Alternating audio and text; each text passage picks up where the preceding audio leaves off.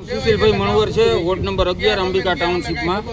હું આ વિસ્તારમાં છેલ્લા 10-12 વર્ષથી રહું છું અને પ્રાથમિક સુવિધાને લઈને આજે અમે અત્યારે બધા ભેગા થયા છે. કોઈ પણ જાતની પ્રાથમિક સુવિધા વોર્ડ નંબર 11માં કોઈ પણ જાતની કાંઈ મળતી નથી. છેલ્લા 5 વર્ષથી અમે કોર્પોરેટરનું મોઢું નથી જોયું કે અમારો કોર્પોરેટર કેવા કલરનો છે. સ્થાનિક સ્વરાજની ચૂંટણીમાં આ વખતે અમારે દેખાડી દેવાનું છે કે અમારા જે પ્રાથમિક સુવિધા જે આપશે ને એને અમારે મત આપવાનો છે.